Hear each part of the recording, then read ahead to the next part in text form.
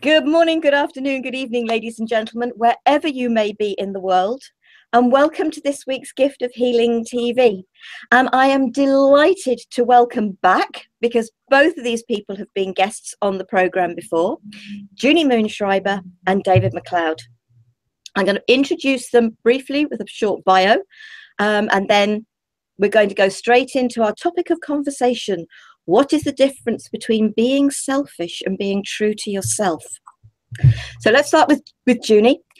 Junie Moonschreiber helps people create a life that is passionate, authentic, and fulfilling by teaching them how to turn down the volume on their inner critic, which allows them the freedom to do whatever they dream possible. She is a certified shadow work facilitator, transformational coach, co-author of the Amazon #1 best-selling book, Journey to Joy, and host of the Life Out Loud TV show. Junie Moon absolutely adores seeing people embrace life fully, bringing them better jobs, healthier relationships, and massive joy. Her clients step powerfully into their soul purpose with grace and ease. And welcome, Junie. And if you want more information about Junie, her website's up on our About Us page on the Gift of Healing TV. So please go there. And if you're watching the video after we've finished going live, I'll make sure her website is under there as well on the YouTube video. Junie, welcome. Thank you for joining us. Hi, I'm so glad to be here. Yay! Great, thank you. And let's introduce you to David. David MacLeod is the author of the upcoming book, Maestro's Treasure Map. He is founder and co-host of Love Mastery TV. He is also the creator of the popular Daily Affirmation program. As an international speaker, facilitator on the subjects of conscious self-creation and shadow mastery, David helps people to reclaim and embrace their true essence so that they can show up fully in all areas of their lives. David, welcome. Thank you, and welcome to you too. Oh, brilliant. Actually, I'm going to do this the reverse now. David, we're going to come to you. The difference between being selfish and being true to yourself. Let's start with this word selfish, because I think, I don't know about you two, but for me, I think this word is being totally misinterpreted. So how about we start with what is our interpretation of the word selfish? and these guys don't know these questions are coming because they're coming off the top of my head as I'm talking. So we're going to chuck this right in at the deep end. David, so your interpretation of the word selfish. Well, for me, it starts with an understanding of what we mean by the word self. You know, there's a lot of confusion, I think, because we have a conscious mind that we carry around within ourselves, and that helps us to navigate through our daily life in the physical world. And many people associate self with the ego, that conscious part of ourselves that's in the physical world. But there's also a spiritual aspect to us, and that also sometimes we think of as our self. So I like to look at these two words as one is all caps, SELF, capital letters. And for me, that one is about the soul, and it stands for spiritually empowered life force. Now, the other one, the small one, small SELF, which associates with the ego and all that kind of stuff, is my shadow embracing limiting fabrication machine, myself. And those are the two different kinds of selves that we have to deal with all the time. So when we say the word selfish, often we are referring to the needs of the ego mind. We're not referring to the focus of the soul. So I think that's really where we're coming from here, and that's how I see it anyway. So brilliant. And Junie? Wow, that was really deep, David. How do you follow that one? When I think of the word selfish, I just think of focusing on oneself. I didn't go to those different directions, but it's understanding myself, larger spiritual or on this plane, and focusing on my needs and wants and yeah, like, what is the self to me in this moment? And when I think of the word selfish, I also then jump also to the judgment of that word in our culture as well, that selfish is a bad word because you're focusing on yourself. Like, that's not okay to do. And of course, we're going to talk more about that, I'm sure. So that's my quick and easy definition. Focus on oneself. I'm stopping there. I'm holding to it. Yeah, because I think as we've grown up, and I love David's two definitions, I really do. But as we've grown up, we've been taught it's not okay to think about ourselves. Right. Mm-hmm. And if somebody asks you to do something, you're almost expected to do what they want, and you're not allowed to do what you want. And I think the biggest thing for me was actually not so long ago. I was out for a walk, and it suddenly dawned on me that when somebody asks you to do something and you think, actually, no, it's not right for me, their immediate reaction when you say no is, you are being selfish. But the truth of the matter is, the one who is being selfish is the one who is saying, hey, what about me? You've got to do what I want, and it doesn't matter what you want. Mm. And so, and it was just like, wow, the person who's being accused of being selfish is actually not the one who is necessarily being selfish. But we've had it so ingrained in us that we're meant to think of others first, that it's not okay to say, no, that doesn't feel right for me. Actually, and this is great because Junie can't stay with us quite for the whole program. And this is brilliant. This works perfectly. But there are times when we obviously have to be to think about others, but most of the time we should be thinking about ourselves. So this thought about actually who is being selfish in a scenario. So Junie, can we come back to you, bearing in mind what I've just said? Do you want to expand on that from your perspective? Yeah, I'm thinking it's kind of like a spectrum. There's lots of different pieces to this word. There's lack of taking care of ourselves or focusing on oneself to the extreme of narcissism, where we only think of ourselves. So where are we on that spectrum? And inside the energy of selfish is self-care, to be able to say, how do I take care of myself? So yes, I kind of joked with you about the show today, like, oh, I got to be selfish. I need to leave a few minutes early because I have to take care of my mom. And so I'm being selfless to help her, but I'm being selfish saying, hey, I've got to go. So, I'm going to just do what I want to do because, all I'm thinking about is myself, and sorry, we had a commitment for me to be on the show, and tough luck, Sarah Jane. No, it's okay. How do I do my life? How do I feed my reservoir of self-care, self-nurturing, getting all the things in a row to be able to manage and to live and exist and flourish, and also be there for other people? So to me, it's a yes and. How can I be selfish and be and to serve others at the same time? So I definitely think there's a spectrum. And going back to the story you just said about the person judging you for being selfish, it's like, that's classic projection. The very thing that we try not to be, well, I'm not going to be selfish, we're going to see it in other people. So again, can we embrace this energy of selfishness and say, you know what, it's not a dirty word. It's about being good to ourselves and loving ourselves, which allows us to show up to others as well in a loving way. Yeah, absolutely. Absolutely. David. Interesting conversation for sure. I want to get back to this. I think that the use that I have heard you both describe in terms of the word selfish just seems very much like ego to me. That is what I hear happening in the way that it's been phrased and so forth. And I think that when one person accuses another of being selfish, it's ego that's happening. I believe that to start with. But the other piece is there may be an opportunity here for both sides.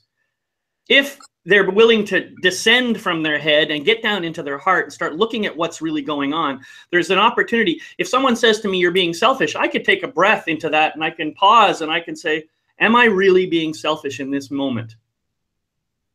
And the other person, I could reflect back in my own egotistical way. I could say, well, that's just your projection of your selfishness onto me.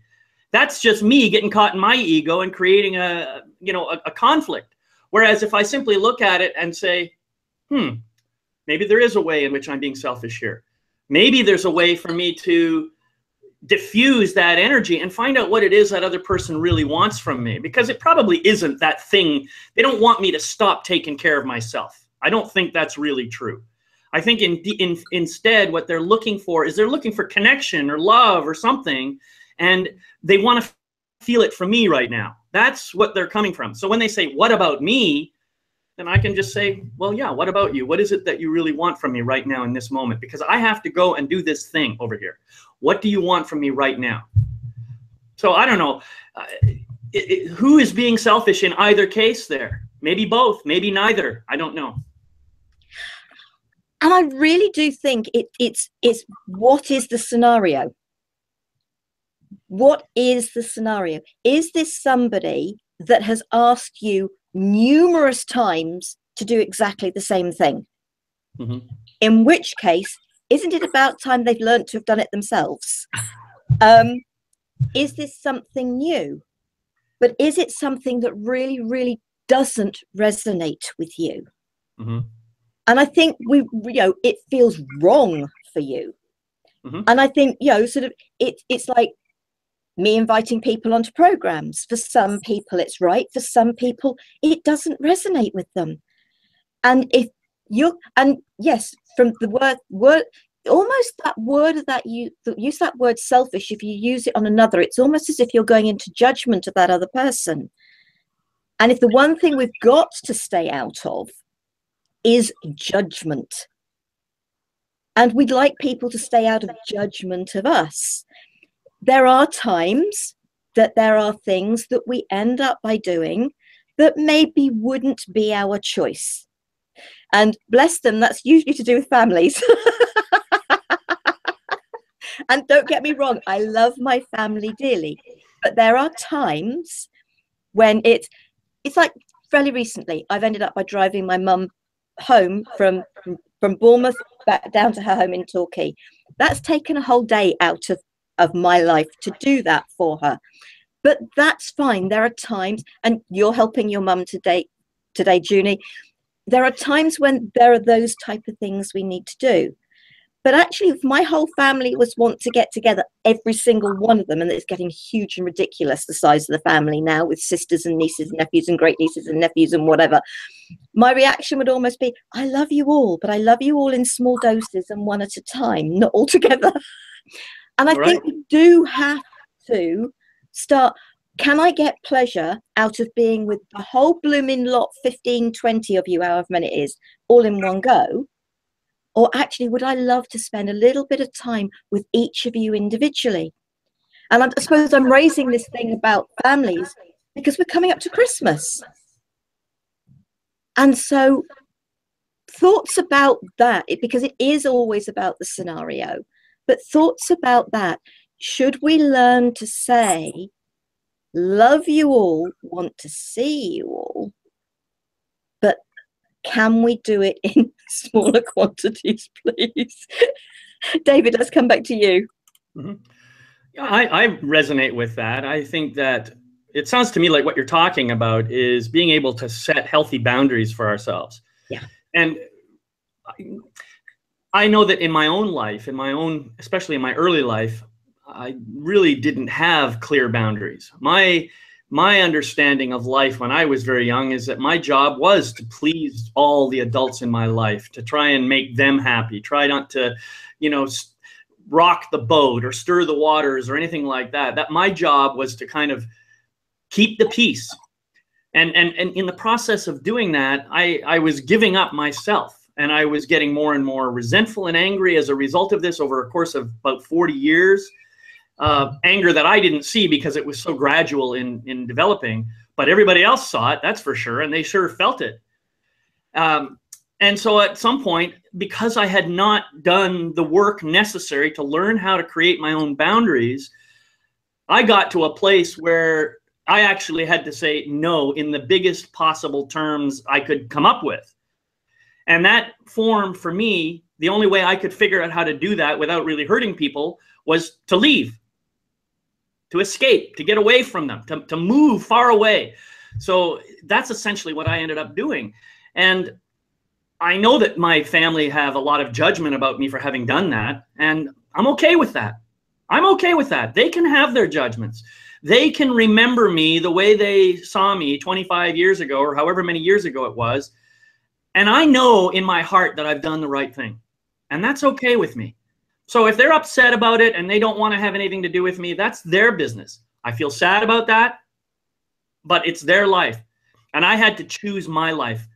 Now, the other side of the coin that you were talking about is this whole idea of communication. One of my favorite books, it's called Don't Be Nice, Be Real by Kelly Bryson. And it's a variation on the whole nonviolent communication mechanism for communication. The idea is, Kelly Bryson says that when I say I want something, usually what I'm saying I want is just a strategy for something else that's much deeper that I really want. So for example, if you and I are married or something and we're living together and you want to go out to a movie and I want to go out to dinner, well, what do we really want that's common? And what he says is, don't give in. Don't give in. Dig in instead. Dig in underneath the strategy to find out what it is you really want. And then you can creatively, mutually come up with a solution that will get you both what you say you want. So that's a really powerful tool, I think, for eliminating this whole idea of selfishness in the first place, because you come to a common ground and develop your creativity and build relationship that way. Brilliant. Junie? I agree. Hold on, let me just get you back on the screen. I agree completely about the boundary setting around really being clear about what it is we really want and digging under the surface. I think that is a challenge for most of us, even people like us that are constantly digging to understand ourselves, that to truly understand what it is we're really wanting and then communicating it brings us deeper connection, which of course then feeds the selfishness bucket, so we're feeling taken care of. Because I know that when I'm deeply connected to my loved ones, that is, it's magical. That's the soul enriching life experience that I aspire to. But if I don't really know what I want, truly, how on earth am I to communicate it? And then I think that comes back to the very beginning of what David was talking about spirit, soul level selfishness and ego selfishness, that it's like if we could really drop into the heart of it, of who we are and what it is we really are wanting to have happen, we could all be selfish in the highest, best way and shine our lights together. But we tend not to. And so it's kind of a yes and, it's yes, we all want to live more in alignment and integrity and in heart and connection. And then we're wired with all this programming of, well, what about me? And you didn't do this for, and so to just, I think we have to keep working both. We have to keep cleaning up our acts and the old messaging that tells us if somebody says no to us, that we're not important or something's wrong with us, like bring it back to us, what's happening inside of me. And then to also then aspire to the highest, greatest expression of what it is that we want, which, at the end of the day is love and connection, in my opinion. So I think it's a yes and across the board there. Right. Yeah. David, did you want to add to that?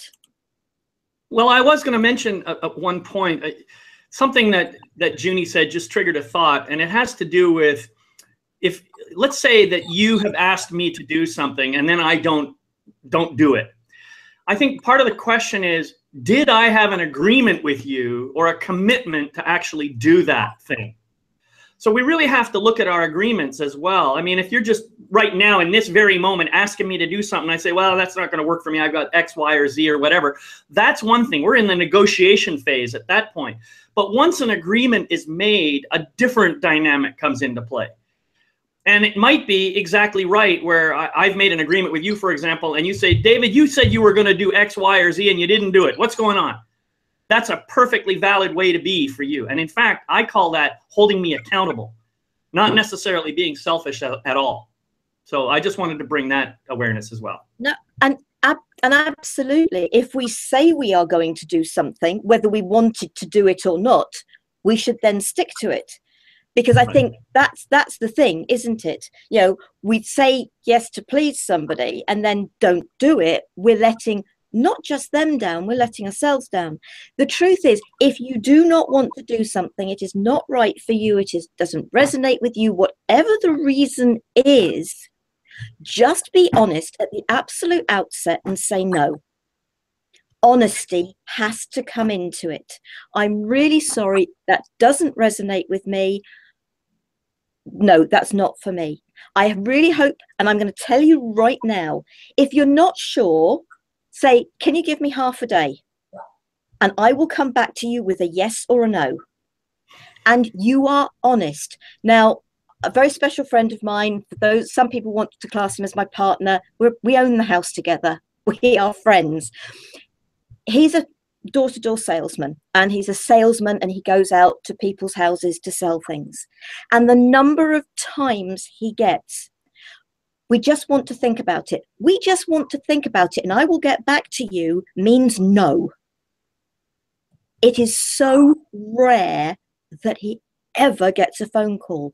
Why can't people just be honest? No, it's too expensive. I'm not interested. Whatever. The number of people who make appointments, and what people don't realize is the majority of these salesmen are self-employed and get paid nothing. In fact, it has cost them to get to you. So I don't know whether it's the same in the States, but it's definitely what goes on here in the UK. Junie. So two things. One is I have one more minute, and then I'm going to have to split. Even though England obviously is 2 minutes is behind time, I got to stick to American time here. But I will say something that when someone says no to me, if I ask them for something and they say no, I thank them. I acknowledge their no, and I say, I'm so grateful that you're saying no, and you know your own limitations of what you can and can't do, because that allows me to trust your yes. And so many times people will say yes and then they change their mind, or they're overwhelmed and, oh, I'm so sorry I didn't get to it. Exactly. The thing is, you know, like you said, why can't people be honest? Because they're not being honest with themselves. They don't know, you know, and there's been so much shame dished out at them for saying no. If they say no, then, you know, then there might be a conflict. Or if they say, well, I can't afford it, then they might have to open up another dialogue. You know, it's a whole safety thing, and it's, you know, everyone's protecting everybody. And if we could just allow ourselves to be more vulnerable and take care of each other in a much more loving, gracious way, I think we'll have a lot more honesty. So I do have to go. I can't believe I have to go. This was like did we just start? Thank you for having me, Sarah Jane. Love you, David. And I look forward to hearing what you say in the next 5 minutes when I watch the replay. Bye, Junie. Thanks for joining us. My pleasure. Bye. I don't know how to get rid of me, so I guess I'll just... The little red phone. Go to the top, hit that hang up button. Thank you. Bye, guys. Bye. So I wanted to say something, you know, Sarah Jane, about what Junie was saying and what you were saying, actually. This idea of being honest is a big problem for people, because people are fine being honest as long as they think that they're saying something that the other person's not going to be upset about. This is an easy way of being honest. But the harder truth is to be honest by saying no, by saying what you know is not going to be the answer that they want to hear. Yeah. And this is where it becomes really important for us, I believe, to own our own stuff. Yeah. To say something like, it's too expensive, that's a cop-out. A more honest statement would be, I have a limited amount of funds right now because of my current situation, and I'm not willing to spend that kind of money on this sort of thing right now. Yeah. I may do it in the future, but I'm not interested right now. Now that's talking about me and my situation.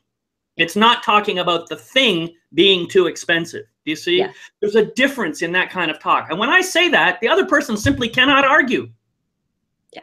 Because that is my truth. So I think we have to learn how to communicate from the place of our own heart and not from the place of, you know, trying to make the other person wrong or demanding certain behaviors or any of that kind of stuff. That just doesn't work. That's just going to create more conflict, and it's not going to serve anybody. And it is about honesty. And being true to yourself is about, first and foremost, that honesty with self, so that you can then be honest with others. You're not wasting their time. You're not wasting your time. Right. And if people go into a judgment of you being true to yourself and you being honest with them, it's stuff. It's their stuff. It's not your stuff. Exactly. And so it is about, I'm getting feedback of myself at the moment. So it is about being true to yourself and almost getting rid of this word selfish, because does it truly even exist? Well, that's a great question. If you could ask that question about anything. Does anything really, truly exist? What is reality? I mean, we could get into huge philosophical discussions about this, but the question really comes down to, I exist. I know that. I am here. I can feel that. I know that. And as far as I know, you exist also, because I talk to you and I experience some times with you. I've actually had the pleasure of being in your presence, so I've touched you, and I have this belief that you exist also. But the truth is, you could be completely a figment of my imagination. You could be just something that I've created in order to have dialogue with. I mean, now this is just, philosophical theory here, but my point is, if I stay inside here, in other words, remain selfish, then I know what's true, because I can connect into my own heart. I can use that to connect in with what I believe is to be truth on a grander scale. And then I don't have to worry so much about what you or anybody else thinks or says or judges or concludes or interprets about my life. I can worry about that if I want to, and it may serve me in some small way, particularly if my objective is to try and please you. But if my true desire is to let you have your own experience of life, regardless of how I show up, then I have to be true to myself. Yeah. And I think that's it. When Junie's totally right. When somebody says no, the answer's thank you. Thank you for being honest. Thank you for letting me now go and ask somebody else or change what I'm thinking about doing or whatever. It's right. Not right for me. We can say yes to people, and what we are doing is we're holding both of us back, because it's not right for either of us, but we're scared to say no. Mm-hmm. And, in fact, one of the most unkind words you can say to somebody is yes when you mean no. Absolutely. Yep. So it is about us being true to ourselves, and in being true to ourselves, we are being true to the other individual, just because they may not like the no. That's right. And if they don't like the yes, then they shouldn't have asked in the first place. Exactly. And you know what? If you don't like something that I'm saying, well, okay, that's your opinion and your right. When I get all wound up in a knot about whether or not you like what I think or what I say or what I do or maybe even who I am, that's when I start getting really messed up, right?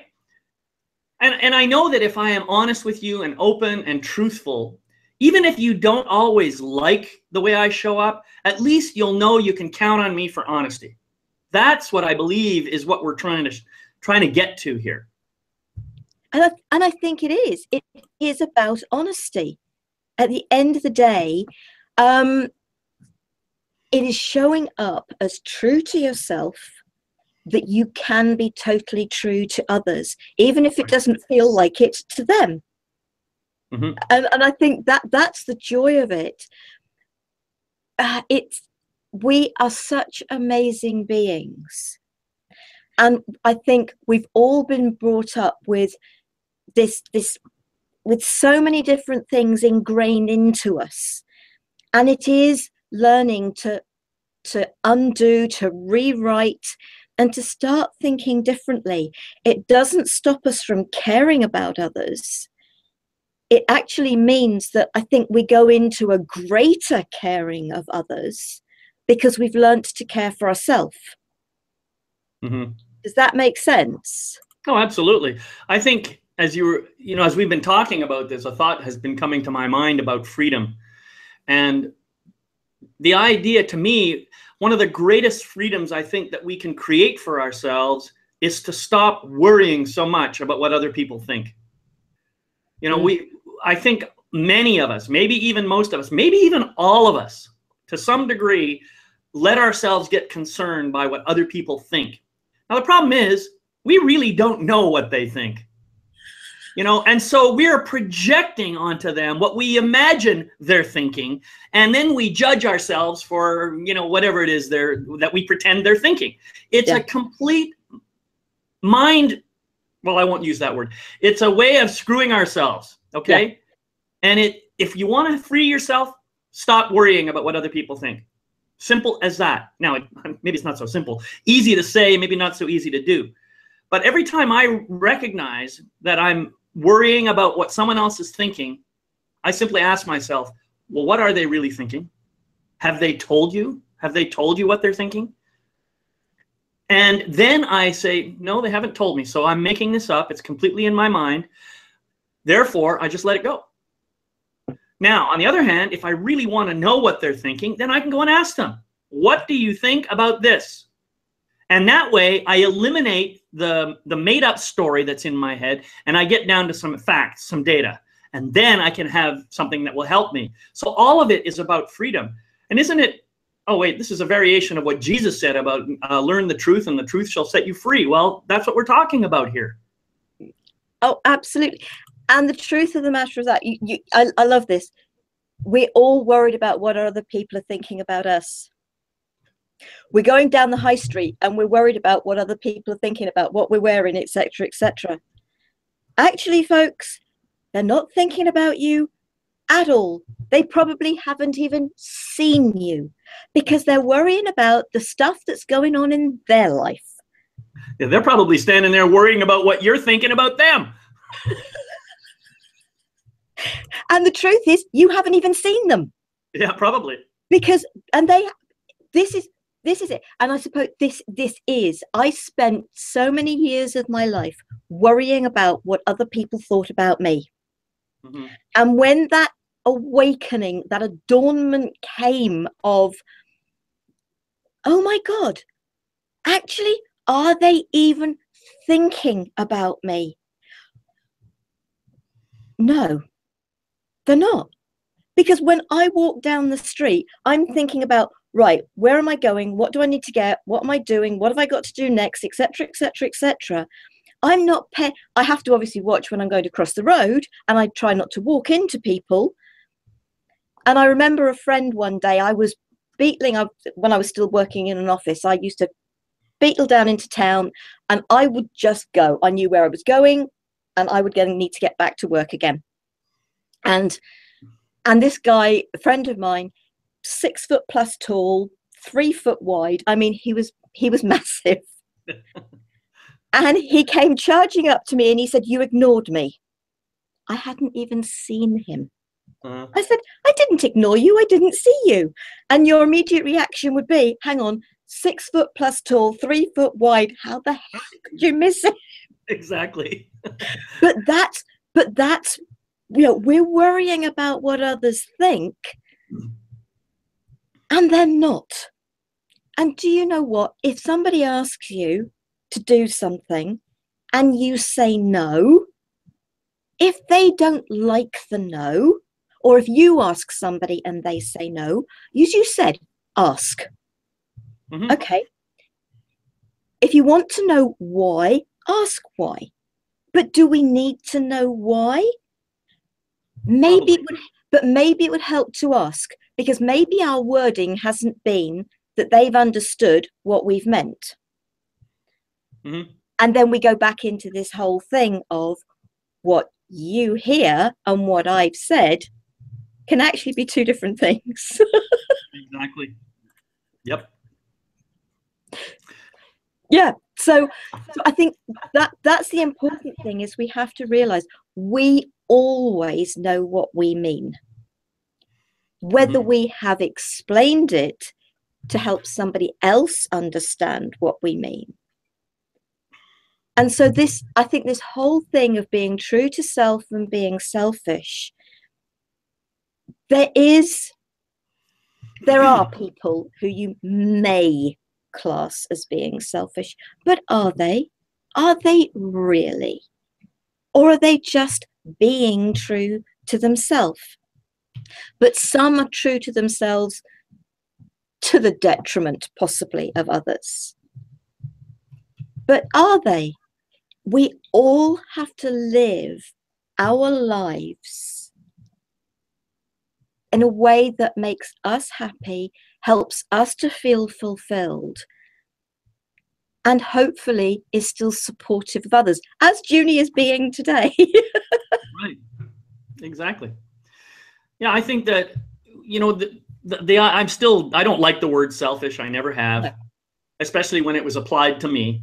And my mother had a way of saying it that really kind of, got in underneath my skin and my bones and into my heart. And when she said it, I knew it was a bad thing.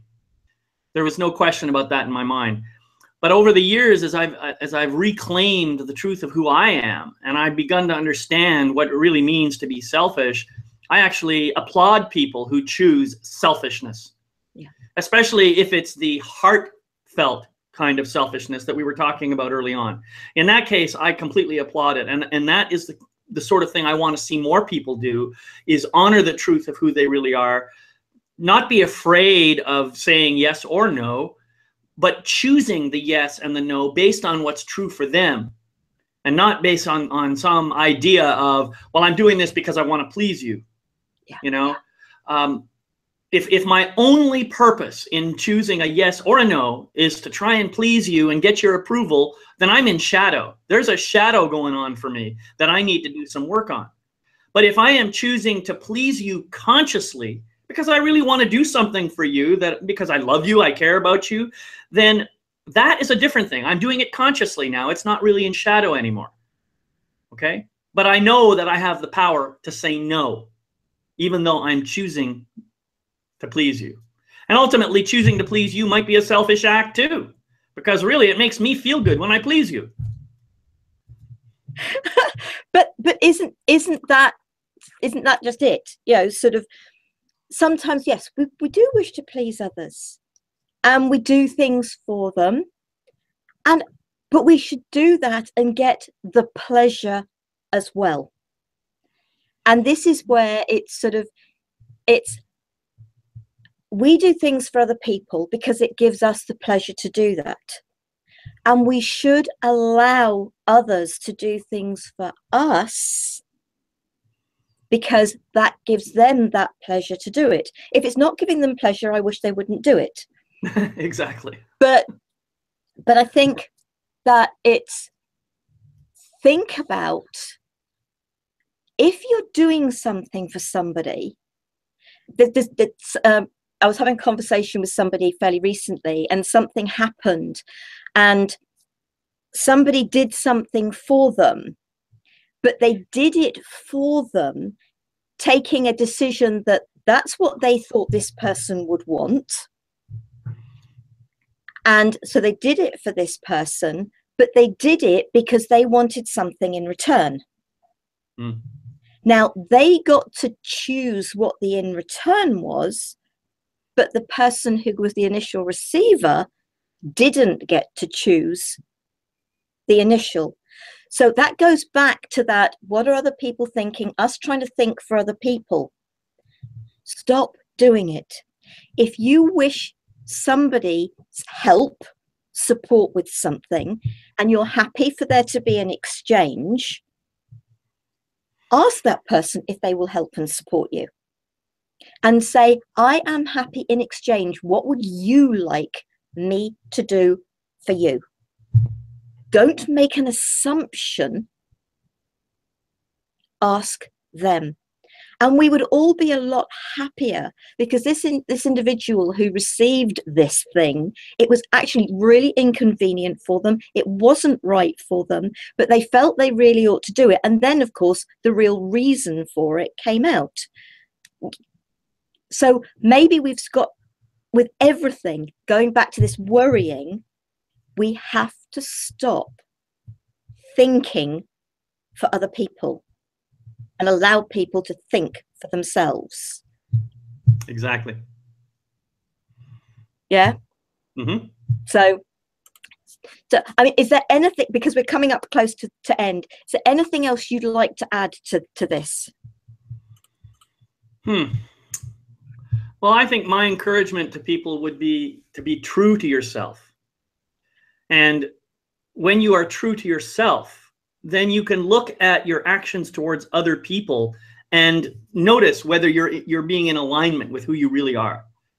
That's ultimately what I request everybody on the planet to do. Because, you know, the more of us who can do that, the higher our overall consciousness and awareness becomes, and the better the place is for all of us to live. So I believe it's important for me to be true to myself all the time, 100% of the time. And I believe it's true for all of you to do the same as well. And if we can do that together, then honesty just naturally prevails, and we create a world where all of us win. We all get what we say we want. That's what I believe. Absolutely. I'm in total agreement. We are all winners if we are honest and true to ourselves. If we let go of judgment, and if we don't understand, or if we don't like what someone said, we ask. Yep. And if we don't ask, then we're going to stay in potential misunderstanding. So it's just ask and listen and be honest. Yeah, absolutely. David. And be free. Sorry? I'm free. And free. But I think we create that freedom, don't we? Right. When we are honest and we are true. And being true to ourselves is being true to other people. Absolutely. So, absolutely. David, thank you so much for joining us. It's been an absolute pleasure. I've loved, and Junie as well. It's been brilliant. Next week, it's going to be on Wednesday morning, UK time, 7:30 a.m. because my guests are both in New Zealand. When should you apologize and say sorry, and to whom? Linda Woodgate and Janine Savien are with us next week. So, David, thank you so much again. Much appreciated. Folks, I hope you've enjoyed this. I hope you will think about joining us next week. And I hope you will go and watch others of our programs. You will see that David's been on before and Junie's been on before, with wonderful shares, both of them. It's been an absolute pleasure. Take care, folks. Love, peace, and light. Enjoy the rest of your day and evening.